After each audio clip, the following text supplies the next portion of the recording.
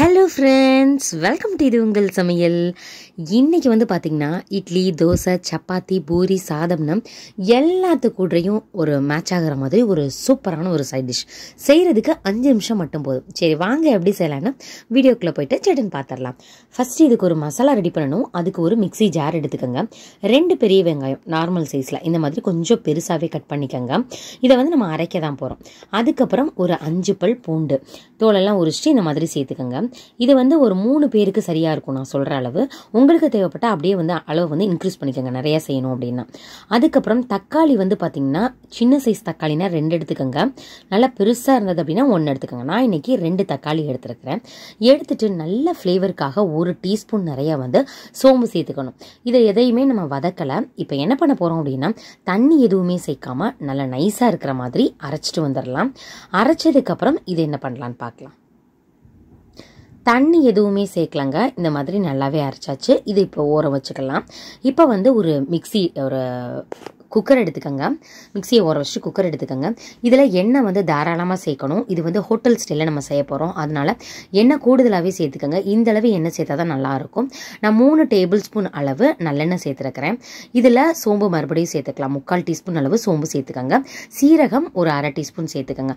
என்னதான் நம்ம அரைக்கும் பொழுது சேர்த்தாலும் நம்ம தாளிப்புக்கும் வந்து சோம்பு சேர்க்கும் பொழுது தான் டேஸ்ட்டு ரொம்பவே நல்லாயிருக்கும். அடுப்பை நல்லா லோ ஃப்ளேம் பண்ணிவிட்டு 1 டீஸ்பூன் நிறையா வந்து மிளகாய் தூள் சேர்த்துக்கலாம். தனி மிளகாய் தூள் நல்லா இதிலேயே வதக்கி விட்டுருங்க. கருகிடக்கூடாது. லோ ஃப்ளேமில் பச்சை வாசனை போன உடனேவே டக்குன்னு நம்ம ஏற்கனவே வந்து அரைச்சி வச்சிருக்கோம் இல்லையா வெங்காயம், தக்காளி, அதை வந்து இதில் சேர்த்துக்கலாம். சேர்த்துட்டு அந்த காரத்தோட மிக்ஸ் ஆகிற மாதிரி நல்லா அதை வதக்கி விட்டுட்டே இருக்கணும். தண்ணி இப்போதைக்கு எதுவுமே சேர்க்காம ஃபஸ்ட்டு வதக்கிட்டு ஓரளவுக்கு 2 நிமிஷம் வதக்கினதுக்கப்புறம் மிக்ஸி ஜாரில் ஒட்டியிருக்கும் இல்லையா அதில் தண்ணி சேர்த்து இதில் சேர்த்துக்கலாம். இது வந்து நீங்கள் திக்காகவும் செய்யலாம். இல்லை எனக்கு வந்து தண்ணி மாதிரி வேணும் அப்படின்னா நீங்கள் வந்து லிக்விட் வந்து உங்களுடைய விருப்பத்துக்கு தகுந்தாப்பில் நீங்கள் தண்ணியை வந்து கூடவோ குறைச்சோ சேர்த்துக்கலாம். இப்போ வந்து இதில் கொஞ்சமாக கரம் மசாலா ஒரு 1/4 டீஸ்பூன் மட்டும் தான் சேர்த்துருக்கிறேன். அதுக்கப்புறம் தேவையான அளவு கல்லுப்பு நான் வந்து ஒரு 1/2 டீஸ்பூன் அளவு கல்லுப்பு சேர்த்துருக்குறேங்க.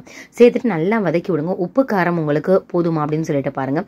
இந்த காரமே வந்து போதுமான அளவு இருக்கும். 1 டீஸ்பூன் நிறைய போட்டிருக்கோம் இல்லையா இது வந்து பச்சை வாசனை போகணும். நல்லா வதக்கி விடுங்க. ஒரு 4 நிமிஷம் மட்டும் எண்ணெயில் வதக்கிட்டா போதும்.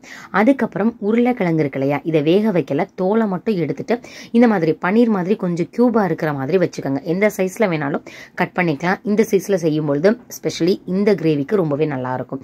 இது வந்து தயிர் சாதத்துக்கு கூட நீங்கள் வச்சு சாப்பிடலாங்க. அந்தளவு ரொம்ப டேஸ்டியாக இருக்கும். இப்போ சேர்த்துட்டோம். இதுக்கப்புறம் பார்த்தீங்கன்னா மேலாப்பில் நம்ம வந்து எண்ணெய் சேர்த்துக்கலாம். எண்ணெய் நீங்கள் எதுனாலும் சேர்த்துக்கலாம். உங்கள்கிட்ட எது இருக்கோ அதை வந்து ஒரு 2 டீஸ்பூன் நிறையா சேர்த்துக்கோங்க. இது வந்து எண்ணெய் வந்து தனியாக பிரிஞ்சு வரணும். காரம் அதிகமாக சேர்த்துருக்கிறதுனால உங்களுக்கு எண்ணெயும் நிறையா சேர்த்துக்கோங்க. ஹோட்டல் ஸ்டைலில் வந்து எண்ணெய் பிரிஞ்சு வரும் இல்லையா அந்த மாதிரி நம்ம இன்றைக்கி செய்ய போகிறோம். இப்போ இதை குக்கரில் ஒரு மூடி போட்டு விசில் வச்சுக்கலாம். 2 விசில் பாருங்களேன். 2 விசில் ஆயிடுச்சு. இன்னுமே லைட்டாக வந்து கொதிச்சுட்டு தான் இருக்குது. சூப்பரான கிரேவி ரொம்ப அட்டகாசமாக ரெடி ஆயிடுச்சு. அப்படியே வாசனையே பயங்கரமாக இருக்குது. நல்ல ஸ்பைசியாக சட்டுன்னு ஒரு சப்பாத்தி பூரிக்கு அட்டகாசமாக இருக்குங்க.